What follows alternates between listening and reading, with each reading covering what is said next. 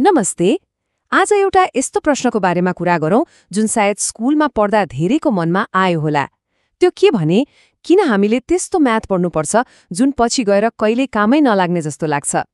आउनुस् आज यसैको बारेमा अलि गहिरिएर कुरा गरौँ। साँच्चै भन्नुपर्दा यो प्रश्न एकदमै सही हो, हैन त? पसलमा सामान किन्दा एल्जेब्राको एक्स खोजेर बस्ने कुरा भएन, वा साथीसँग गफ गर्दा जियोमेट्रीको थ्योरेम लगाउने कुरा पनि भएन। तर कुरा यति मात्रै हो त? सायद होइन। आजको हाम्रो यो चर्चाले गणितलाई हेर्ने नजरिया नै बदल्न सक्छ। ओके, त्यसो भए यो किनको जवाफ खोज्न हामी यी 5वटा बुन्दामा कुरा गर्नेछौँ। पहिलो, यसले कसरी हाम्रो सोच्ने तरिका विकास गर्छ। त्यसपछि भविष्यको पढाइको लागि यो किन आधार हो। अनि विज्ञान र हाम्रो जीवनमा यसको प्रयोग के छ। सबैलाई समान अवसर कसरी दिन्छ। र अन्त्यमा गणित भनेको वास्तवमा सोच्ने एउटा तरिका हो भन्ने कुरा। ल सुरु गरौँ है त। ल हाम्रो पहिलो र सायद सबैभन्दा महत्त्वपूर्ण कारणमा जाउँ, सोच र तर्कको विकास। यसलाई यसरी बुझाउन जसरी हामी शरीर बनाउन जिम जान्छौँ नि, गणित भनेको हाम्रो दिमागको लागि जिम हो, एक किसिमको मेन्टल वर्कआउट हो। हामीलाई काम नलाग्ने जस्तो लाग्ने गणितका ती समस्याहरूले वास्तवमा हाम्रो दिमागलाई एउटा अभ्यास गराइरहेका हुन्छन्। कसरी सोच्ने, कसरी कुराहरूलाई मिलाउने र कसरी समाधानसम्म पुग्ने। यहाँ महत्त्वपूर्ण कुरा उत्तर निकाल्नु मात्रै होइन, त्यो उत्तरसम्म पुग्ने बाटो हो। त्यो प्रक्रियाले नै दिमागलाई तिखार्ने काम गर्छ। अनि यो अभ्यासले के विकास गर्छ त? मौलिक सोच, तर्क गर्ने क्षमता, अनि सबैभन्दा महत्त्वपूर्ण समस्या समाधान गर्ने सिप। र यी सिपहरू यी त जिन्दगीको हरेक मोडमा चाहिने कुरा हुन्, होइन र? चाहे कुनै बिजनेस चलाउनुहोस्, साइन्समा काम गर्नुहोस्, वा घरकै सामान्य समस्या किन नहोस्, यी सिपहरू जताततै काम लाग्छन्। अब लागौँ हाम्रो दोस्रो कारणतिर, भविष्यको अध्ययनको आधार। स्कुलमा पढिने गणित भनेको भोलिको सफलताको लागि एउटा बलियो जग हाले जस्तै हो। हामीले कक्षा 10 सम्म जे पढ्छौँ नि, ती कुराहरूले 11, 12 र त्यसपछिको विश्वविद्यालय स्तरको पढाइका लागि बाटो बनाइदिन्छ। सोच्नुहोस् त, विज्ञान, इन्जिनियरिङ, अर्थशास्त्र, कम्प्युटर साइन्स, यी सबै विषयहरूमा अगाडि बढ्नको लागि स्कुलको गणितको त्यो जग एकदमै बलियो हुनुपर्छ। त्यो बिना त अगाडि बढ्नै गाह्रो हुन्छ। ल अब तेस्रो कारण, र यो चाहिँ एकदमै रमाइलो छ, विज्ञान र हाम्रो दैनिक जीवनमा गणितको प्रयोग। हामीले ख्याल नगरेको मात्र हो, तर गणित त हाम्रो वरिपरि जताततै छ। आजको हाम्रो आधुनिक जीवनको जग नै गणित हो। विश्वास लाग्दैन?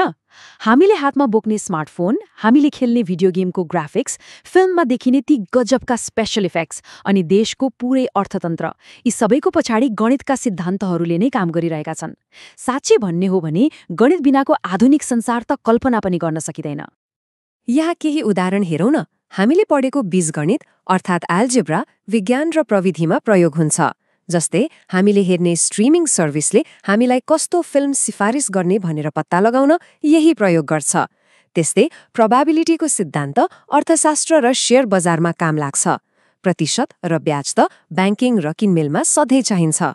अनि घर बनाउँदा क्षेत्रफल र अनुपातको हिसाब त अनिवार्य नै भइहाल्यो। भनेपछि पढेको केही पनि खेर जाँदैन रहेछ, होइन त? अब चौथो बुदामा जाउँ, जसले एउटा अलि फरक तर महत्त्वपूर्ण कुरा गर्छ, सबैका लागि समान अवसर। कसरी त? गणितको पाठ्यक्रमले सबैलाई भविष्यमा के बन्ने भनेर रोज्ने स्वतन्त्रता दिन्छ। कुरो के हो भने, स्कुलको पाठ्यक्रम सबै विद्यार्थीलाई एउटा समान आधार दिनको लागि बनाइएको हुन्छ, ताकि पछि गएर जो कोहीले पनि जुनसुकै क्षेत्रमा जान पाओस्। यदि स्कुलमै गणितका केही विषयहरू यो काम लाग्दैन भनेर हटाइदिने हो भने त्यसले त भविष्यका धेरै ढुटाहरू बन्द गरिदिन्छ नि, होइन र? म्याथको बलियो आधार भयो भने भविष्यमा अनेकौं बाटोहरू खुल्छन्। इन्जिनियर, वैज्ञानिक, शिक्षक, व्यवसायी जे बन्न चाहे पनि गणितले सिकाएको त्यो सोच्ने तरिका र समस्या समाधान गर्ने सिप त सबैतिर चाहिन्छ। ल अब हामी अन्त्यमा आइपुग्यौं।